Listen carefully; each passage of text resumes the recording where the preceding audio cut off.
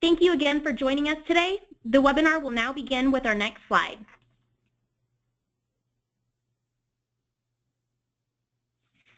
Good afternoon, and thank you for joining the National Conference of State Legislatures and the Pew Charitable Trusts for this briefing on fiscally distressed localities and state strategies to detect the warning signs. My name is Savannah Robinson, and I am a research analyst in the Fiscal Affairs Department of the National Conference of State Legislatures. As a reminder, if at any time during this webinar you have any difficulty hearing the audio through your computer speakers, please use your telephone to dial in to hear the audio portion. The National Conference of State Legislatures is pleased to partner with the Pew Charitable Trusts to bring you this webinar. Our next slide provides insight into NCSL's mission.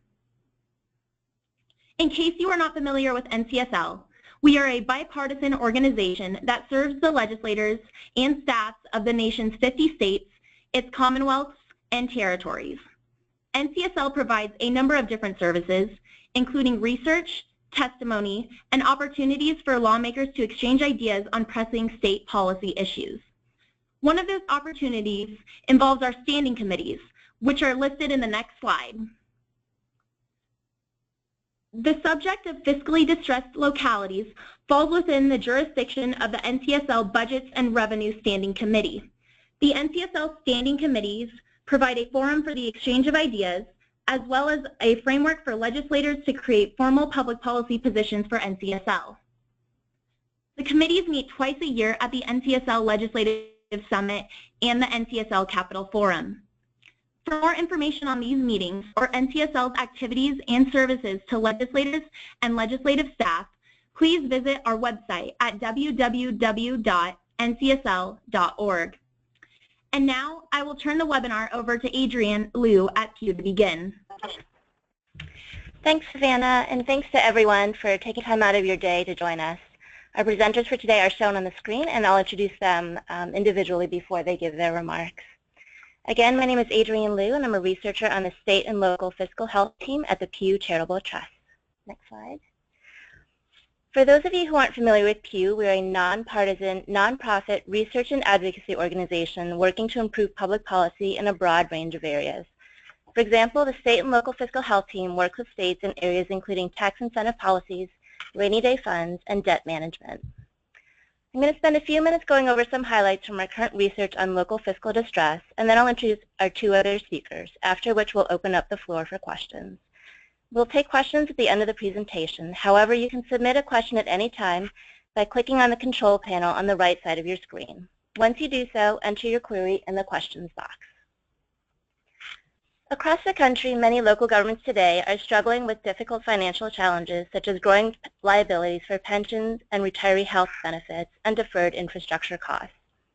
In many cases, these expenses continue to grow even as state and federal aid remain constrained. These tight local budgets have had a very real human impact, eroding basic public services, including public safety, social services, and education. And from East Cleveland, Ohio to Opelika, Florida, we've seen time and again how states can become involved in the affairs of local governments facing financial disaster. For states, that can mean unanticipated expenditures and political challenges, among other problems. Next slide. In 2013, Pew conducted a 50-state survey looking at how and when states intervene in local government fiscal emergencies.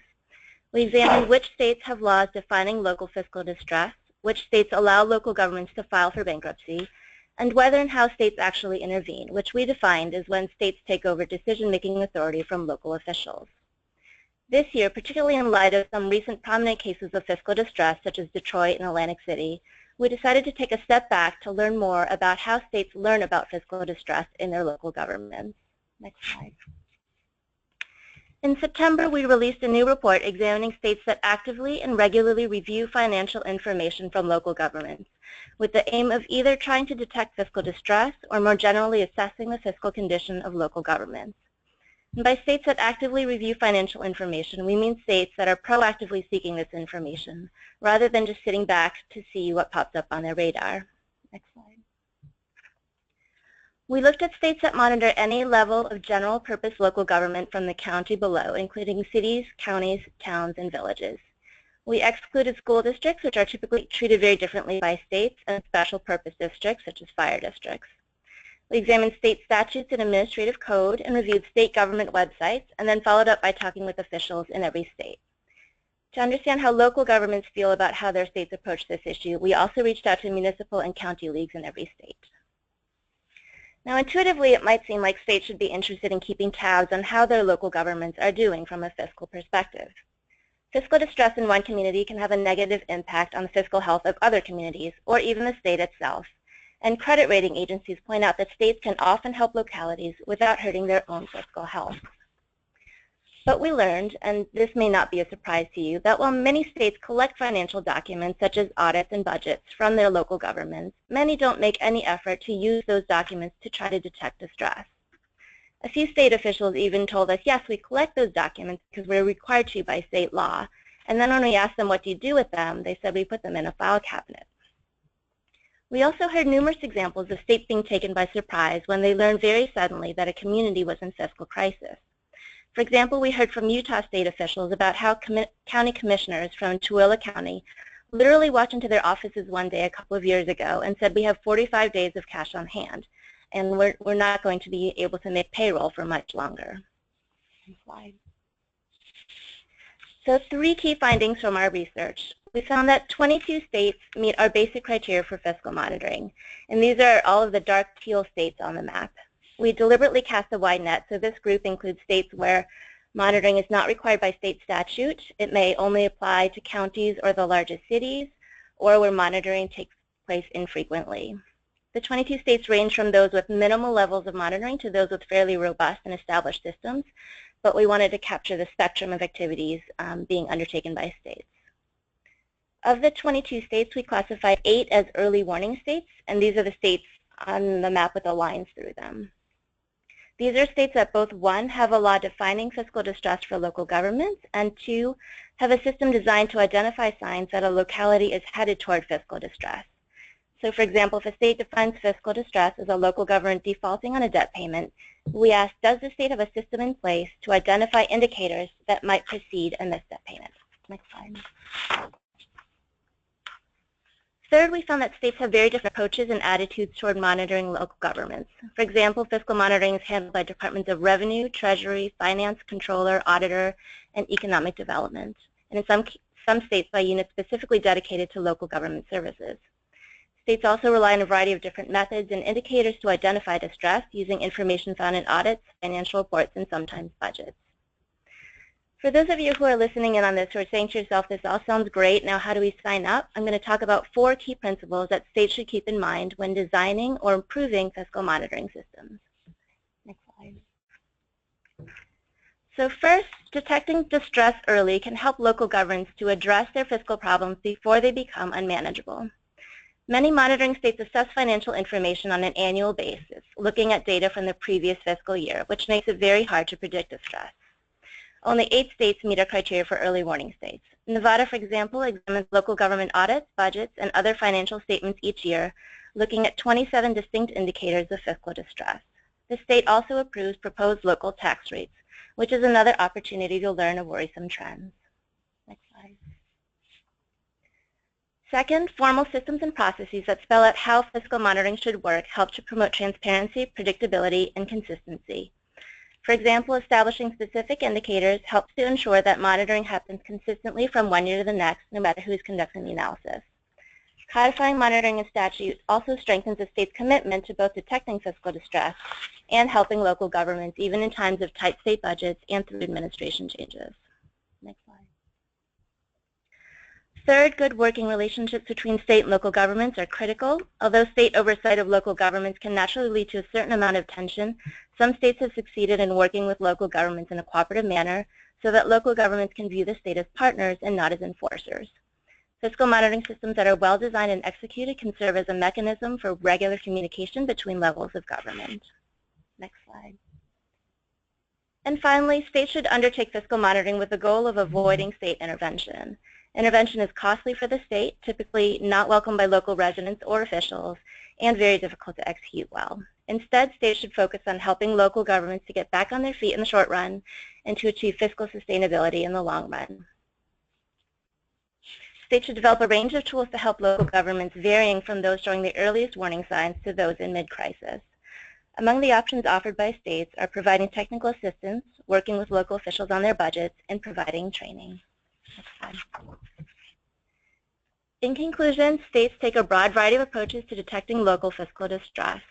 Although fiscal monitoring systems must vary according to the individual needs, goals, and context of each state, our research revealed a number of promising approaches that apply broadly. While some local fiscal crises are truly unpredictable, states can play a critical role in ensuring that local governments remain as fiscally healthy as possible, and that when signs of fiscal distress do emerge, states learn about it sooner rather than later. As state and local governments brace for the next economic downturn, some may want to consider adopting monitoring systems or strengthening existing ones. For states, the smart question to ask is not if another local government will face a fiscal emergency, but when and where. Thanks very much for listening, and I'll introduce Rhode Island State Senator Daniel DePonte. Thank you very much. Good afternoon, everyone. I was listening to the intro, and I was reminded at how many of these principles, whether it be local challenges, pension challenges, infrastructure challenges, it seems like that they all in some way, shape, or form apply or have applied very recently to Rhode Island.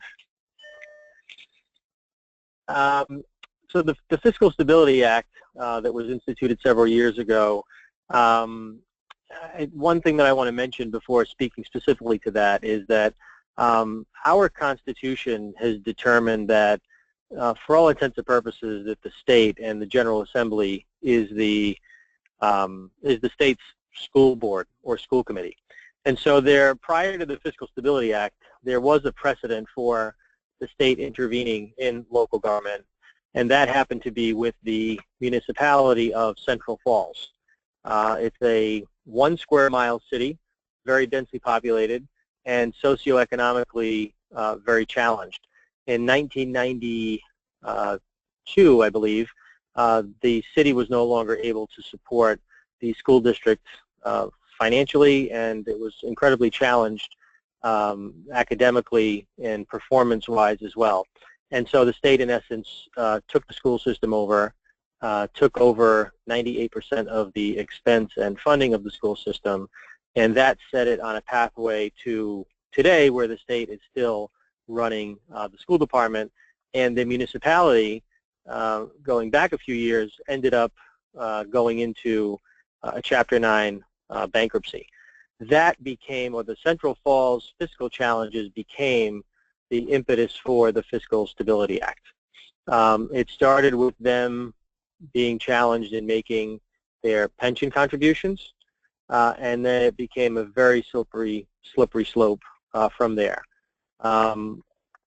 When the 2008, 9, 10 financial and credit crisis came knocking, that accelerated the need to formalize something at the state level that would enable and empower the state to go in and effectively take over local governments that were severely financially challenged. One of those happens to be the city that I represent today and represented at the time, the city of East Providence, that had always had a reputation for being very well run, an example of fiscal discipline, and they wound up in a situation that was in part economic, in part political, where they, I believe, were about 10 days worth of cash on hand before they were not going to be able to make payroll. And so the Fiscal Stability Act, was in place prior to that. It was not put in place because of East Providence's circumstance and challenge, but it was used in the case of East Providence, where initially a fiscal overseer was appointed, and the fiscal overseer happened to be a major on the Rhode Island State Police, who was also the chief administrative officer, had a legal background and a financial background. There was some political and even borderline concerns that there might have been some malfeasance going on, and so the director of revenue at the time, who was charged by statute to appoint an overseer, appointed the Major Stephen Bannon at the time of the Rhode Island State Police to go in and do an assessment. And within 30 days, he determined that the city's financial situation was, in fact, very fragile, and recommended that a budget commission, which is the second step of the Fiscal Stability Act, be implemented. The Budget Commission, naturally, by design, has a majority appointed by the state, by the Director of Revenue. And in this case, there were 3 appointees from the state and 2 local appointees that are by statute. So it would be the chief executive. In the case of East Providence, we have a city manager, city council form of government. So the city manager at the time was appointed, as well as the president of the city council. Those are the 2 appointees.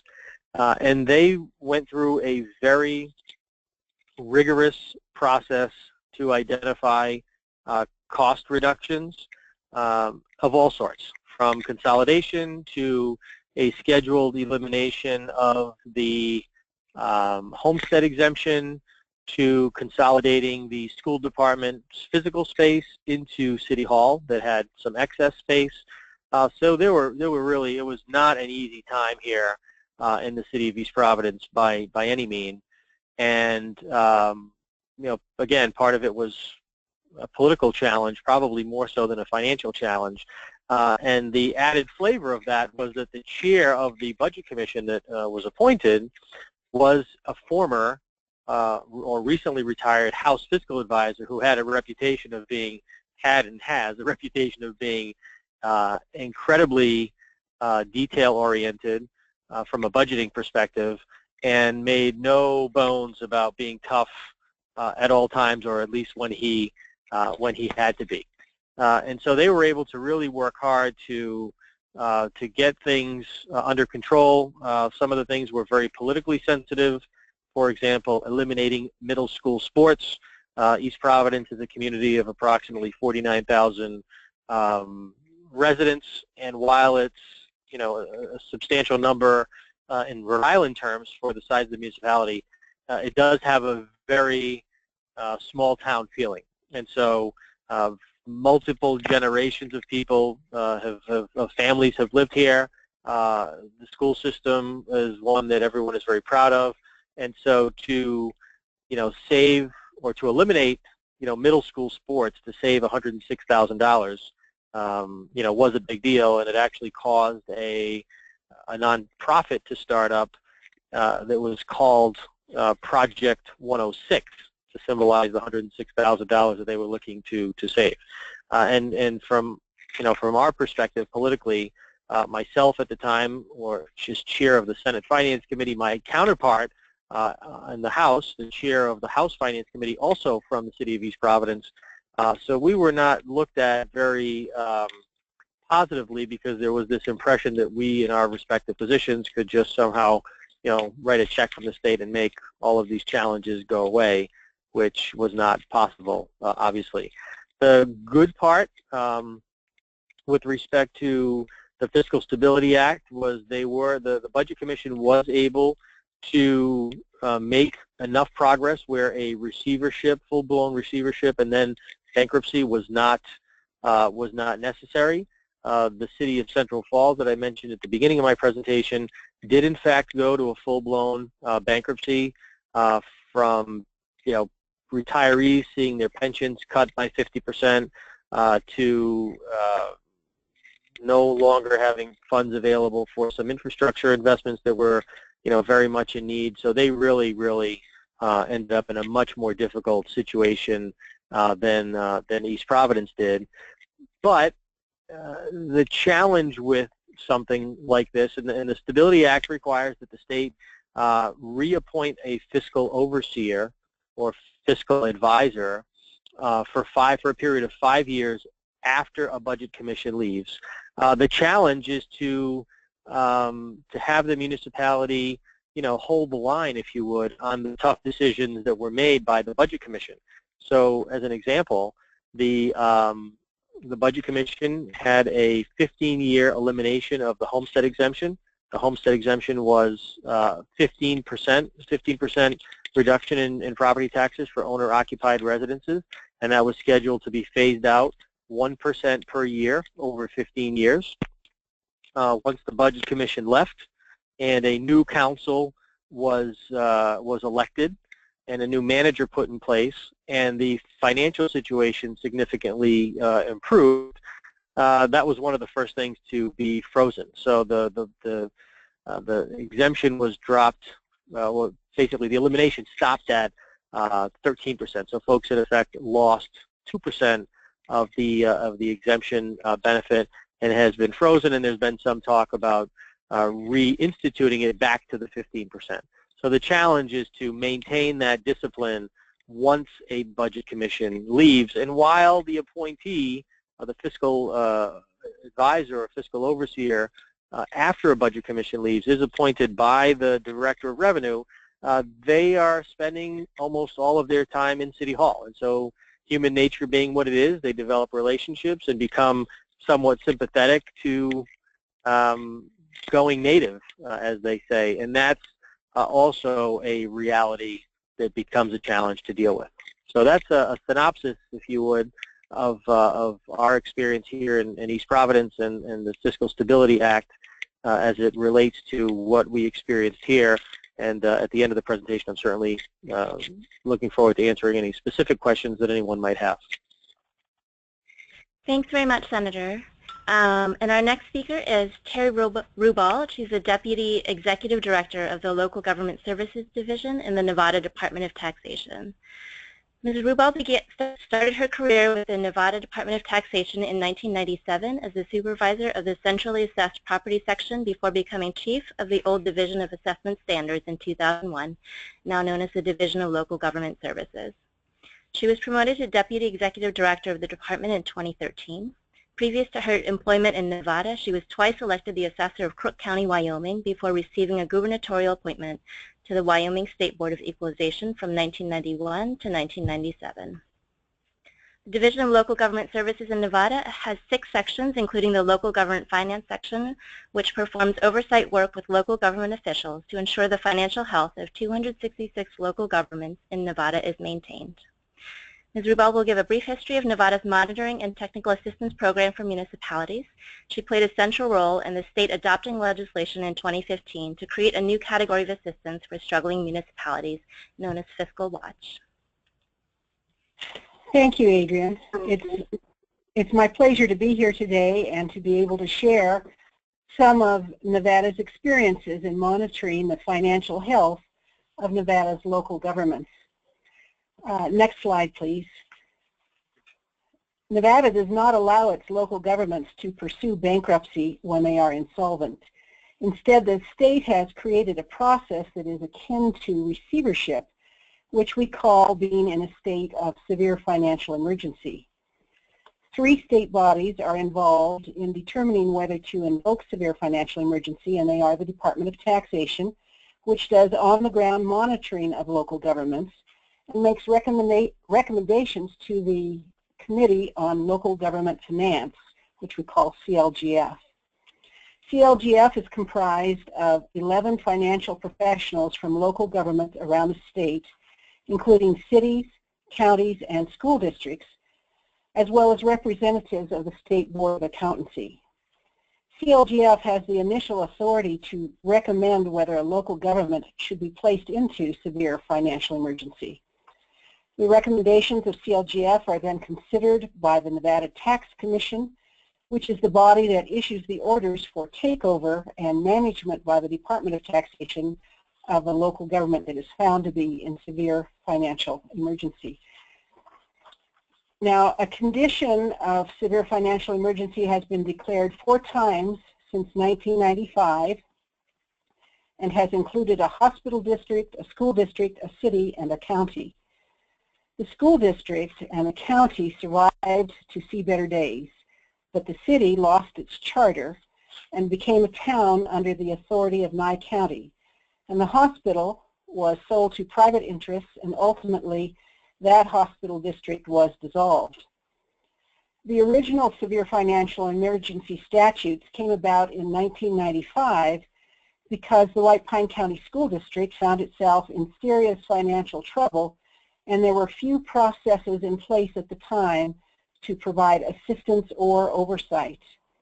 In 1995, the Severe Financial Emergency Statutes, in part, were designed to identify the types of conditions which could lead to insolvency, so that the state's Department of Taxation could better monitor financial reports, look for those conditions if they existed, and take action if they did.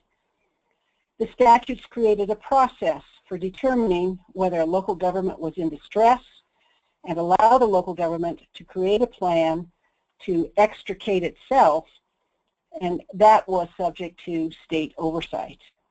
However, if the plan failed, the statutes also provide for management of the local government by the Department of Taxation, and it gives the department certain limited authority to renegotiate debt and collective bargaining agreements, among other things. Next slide, please.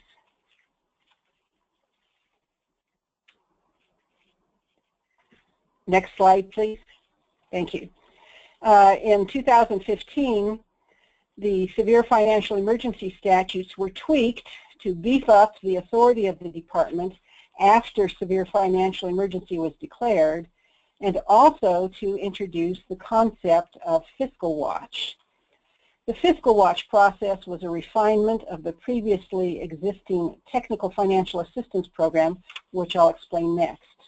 Next slide, please. Prior to the change in the law providing for a Fiscal Watch process in 2015, we also had a process called Technical Financial Assistance, in which the State Department of Taxation provided review and analysis services and recommendations to the distressed local government in creating and managing its budget and other financial affairs. Technical financial assistance is only provided at the request of the local government and is conceived as a way to allow the state to provide expertise and advice in matters of local financial administration if it's needed. And on the screen you'll see the different kinds of assistance that we have provided. Next slide, please.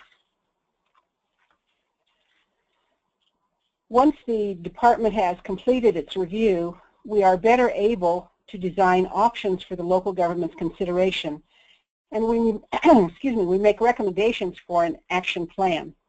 In general, if the problem has to do with balancing the budget, our recommendations may involve expense mitigation or revenue enhancement or both. In making those recommendations, we look for cost efficiencies and elimination of duplications if possible. We might make recommendations if necessary for austerity measures such as spending limits, requiring approvals, and limited travel and training. Whether or not the action plan offered under technical financial assistance is actually adopted and implemented is strictly the option of the local governing body and its staff. The department has no enforcement authority under technical financial assistance. Next slide, please. In 2015, Nevada's Severe Financial Emergency Statutes, as I mentioned, were strengthened, and the notion of Fiscal Watch was also put in place. Fiscal Watch is different than technical financial assistance. In technical financial assistance, the state is just, I guess you'd call a helper. In Fiscal Watch, the state has made an independent determination that the local government may be in financial trouble, and additional monitoring procedures are necessary to prevent further decline. However, Fiscal Watch provides a far less intrusive alternative to the severe financial emergency. We currently have 2 local governments under Fiscal Watch, a county and a hospital district. Under the Fiscal Watch process, the department based its findings on the annual reports, or annual audits, and identified several financial conditions existing in the county which are listed in statute as potential financial distress signals. The department considered the severity of each financial condition it found and determined the financial conditions collectively were serious enough to warrant a Fiscal Watch status. This means that the financial condition of the county will be closely monitored until such conditions no longer exist or a recommendation is submitted to CLGF pursuant to statute. The goal is to provide financial accountability and an early warning system about whether the county may be heading into financial trouble. Next slide, please. Here we see that the Department of Taxation considers severity of specific conditions, as I've mentioned. We give notice to the local government, to the Tax Commission, and to the CLGF, and the local government remains under Fiscal Watch until the department determines that the fiscal conditions no longer exist. In the cases of the county and the hospital district, which are currently under Fiscal Watch, the department has asked for increased financial reporting to include a monthly cash flow statement and a written status report on how fiscal practices or budgetary conditions have been corrected, improved, or declined.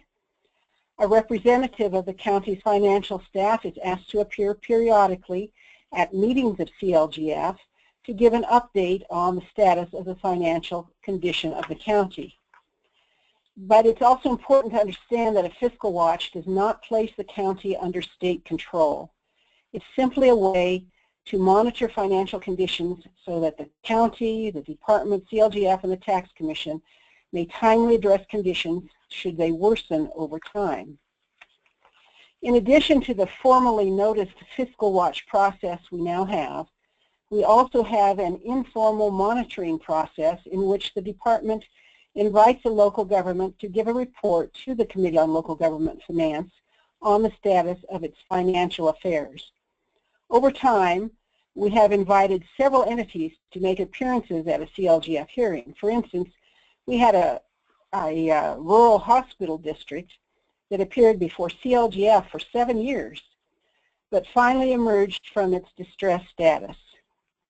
If we had had the Fiscal Watch legislation in place, I'm sure that the informal process would have become formalized for the hospital district because several of the distress indicators were present for that hospital district. At the current time, the City of North Las Vegas regularly presents reports to CLGF, although the status of Fiscal Watch has never been declared. In the case of the City of North Las Vegas, the city experienced a decline in assessed value of more than 50%, and it has never fully recovered the property tax revenue which it enjoyed prior to 2008. That serious drop in revenues has caused the city to make massive cuts in its budget. The city has been aggressive in tackling its own problems, and at the current time, it doesn't make sense for the state to intervene, but we nevertheless request the city to report on its status of affairs on a regular basis, and the city has graciously complied. Next slide, please.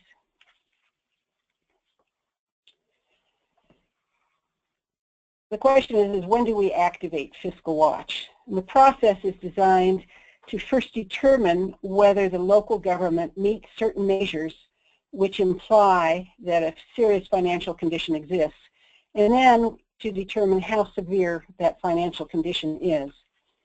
The key here is to determine the severity of the financial condition. If it's not material or non-recurring, no process is activated. If the condition is severe but the local government is actively addressing the problem, then we just monitor for change or a worsening condition. If there are significant conditions, the department may determine Fiscal Watch needs to be activated. The result may be that the condition is resolved and nothing further needs to happen, or alternatively, the negative financial conditions are material and recurring, and the severity needs to be upgraded for consideration as a severe financial emergency. That's when the process is activated with hearings before CLGF and a determination by the Tax Commission that a severe financial emergency exists. Next slide, please. In Nevada, our purpose in designing the Fiscal Watch process is to basically provide a system of oversight to enable local governments to recover and also to maintain basic services for affected residents. We want to avoid stigma and the cost of bankruptcy, including increasing cost of debt to other local governments, and to minimize the burden on surrounding local governments to provide services. We also want to maintain the components of the state's economy. Next slide, please. Some of the lessons that we've learned over time is that we want to let the local government officials try to work it out themselves. But we want to heighten accountability through additional reporting, whether verbal or written. And we want to make sure that formal processes enhance and maintain communications between the state and local governments rather than become a source of frustration. I know Adrian said earlier that sometimes the relationships between the state and the local governments can become strained. And in some of our activities, especially when there was a severe financial emergency back in 2005 for a county, I like to say that the honeymoon lasted about 2 weeks, and then they realized that we were there as enforcers. So it's always better to maintain communications and learn these things early before it gets strained. And finally, make sure the state staff or the oversight body, in our case that would be CLGF, has sufficient expertise in local government financial processes so that we can be of true assistance to the local government. And with that, I'd like to pass the broadcast back to Adrian. Thanks very much, Terry. Now we'll open up the floor for questions. And once again, you can submit a question at any time by clicking on the control panel on the right side of your screen. Once you do so, enter your query in the questions box. So we'll start with a question for either of our speakers, Daniel or Terry. For state officials who are opposed to the idea of bailing out or intervening in struggling municipalities, do you think there's a value to having a monitoring system? Go ahead. Oh, thank you, Senator.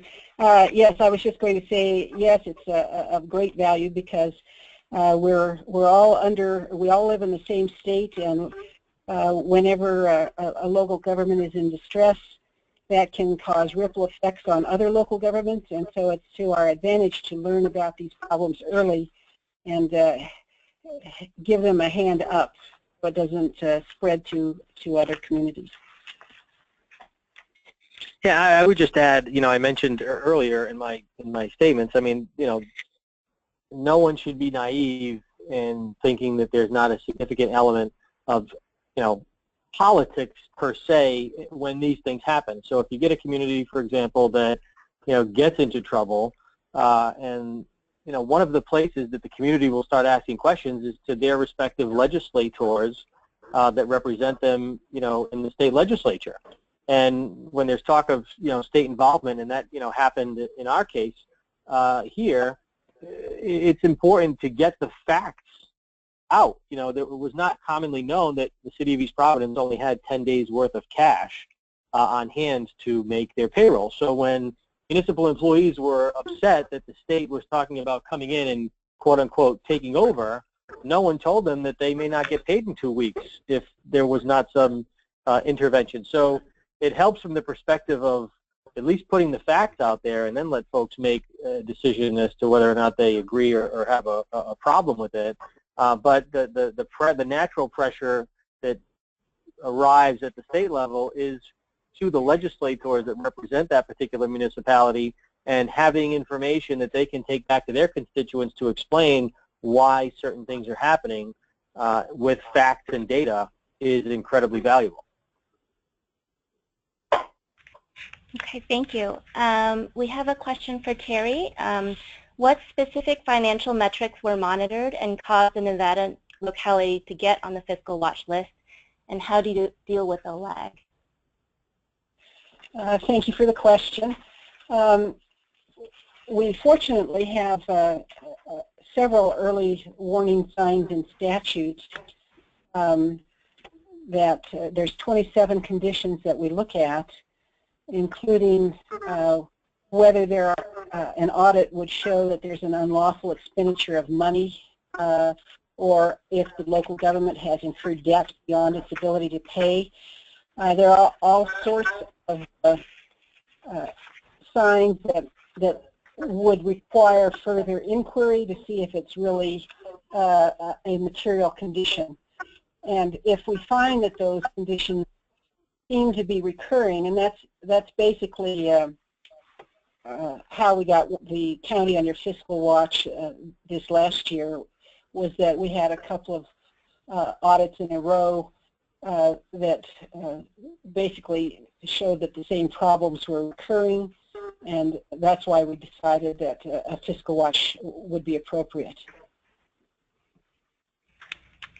Okay, thanks. And then another question, this might be more appropriate for Terry as well. Do you have some standard ratios that you use to identify when a locality is in distress, and are these in statute or regulation? We don't have numeric ratios, but yes, the early warning signs are definitely in statutes. And it's left to the judgment of our department to determine the severity of it. So it's really a question of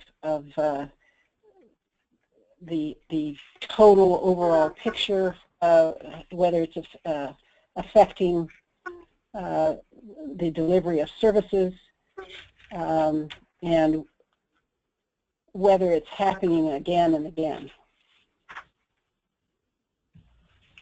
Thank you.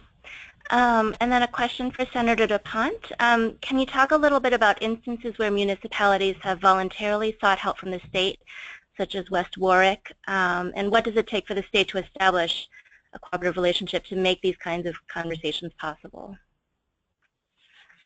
I think there are, municipalities that, will self-identify that there are challenges, that they may need some help with. And frankly, they may privately say, hey, we need the legislature or we need the state to dictate certain conditions or certain things top down. And, from our perspective, one thing that became abundantly clear in the East Providence situation, and then shortly thereafter the city of Woonsocket, larger population than East Providence, but socioeconomically and demographically more similar to Central Falls.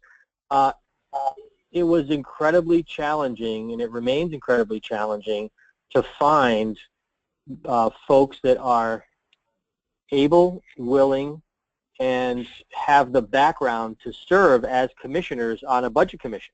So the municipalities don't want, would prefer not to have a budget commission, and the state has a difficult time finding people to staff and to put in place on a budget commission. So I think it's in everyone's interest to take the more diplomatic approach and to try to intervene intervene up front, and it's worked. In the case of West Warwick, the city of Providence, which is our capital city, they've had financial challenges for a number of years. They've tried to reform, in some ways successfully, some of their heavier pension obligations, unfunded pension obligations, OPEB liabilities, and they reach out. In addition, they reach out for support. They're in a unique position in that they've got a lot of nonprofits. They've got half of their physical property in the city is not eligible to be taxed because of nonprofit status. And so the state's been, I think, a good partner in trying to identify alternate revenue streams and sources to assist them. Okay, thank you. And we have another question for Terry. How much staffing do you use to operate the program in Nevada? Our local government finance section comprised of a supervisor who is a budget analyst 3, and then we have 4 budget analysts, and these folks work with 265 or so local governments. So they split it up by county usually. And in Nevada we have 17 counties, and each budget analyst takes on all the local governments within that county, in the cities, the school districts, and the general improvement districts. Okay, great, thanks. And again, this question is for either speaker. Both Nevada and Rhode Island have made changes to their monitoring and/or intervention systems over the years. Can you talk about the importance of flexibility and preserving the ability to make changes to adapt to the needs of localities in the state over time?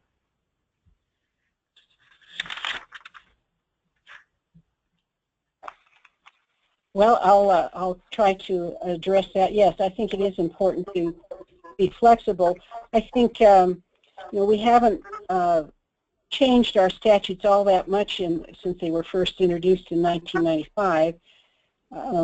And the reason, I think the motivation, if you will, in 2015 was because we wanted to recognize some of our experiences during the past 15 years and put something in place that would be helpful for the future, because Nevada, as many states were, had quite a serious financial condition for everyone in 2008 to 2012, the recession. And so we wanted to make sure we had something in place that would be even more helpful to our local governments.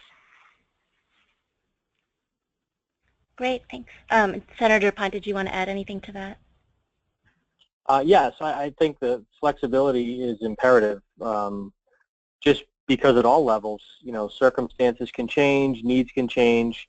In the case of Central Falls, for example, I would say that the number may not be exact, but an overwhelmingly large percentage compared to every other municipality of students that should be in the Central Falls school system, for example, are in charter schools, both within Central Falls and in surrounding communities.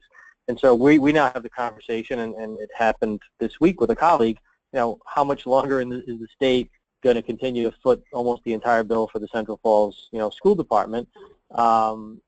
Shouldn't we start a process to, look at how we can wean that off over time? And so, these are things that will pop up from time to time, and as circumstances change, as demographics may change, as fiscal disciplines and political leaderships may change, you need to be flexible in order to address within, I think, a general framework, which, that I think is important to keep the integrity of what in our case, the Fiscal Stability Act was intended to avoid, hopefully, but also remedy if it needed to be put into place. The integrity of the program needs to remain, but flexibility needs to also be part of the equation as needs and circumstances require. Okay, great, thanks. And at this time, if anybody has any final questions, if you could go ahead and submit them, that would be great.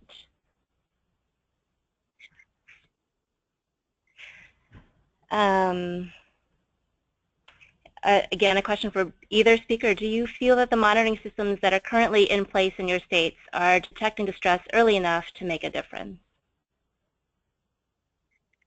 I think we do. We have a pretty robust and I would say with a significant amount of depth, both the Auditor General's office that works for the General Assembly, as well as within the administration, the Department of Revenue, and the municipal finance audit. There are regular audits that are done. The municipalities are required to have audits done on their own, where the audits as well as management letters are required to be forwarded to the Auditor General. So when typically if there are things that don't look like they may look as being a potential problem, not all of the time, but many of the times they'll probably initially pop up in a management letter, which will naturally get the state level auditors' attention. But obviously there's always room for improvement, and as I mentioned in my previous comment, requirements and necessities to update with changing circumstances. Great, thanks.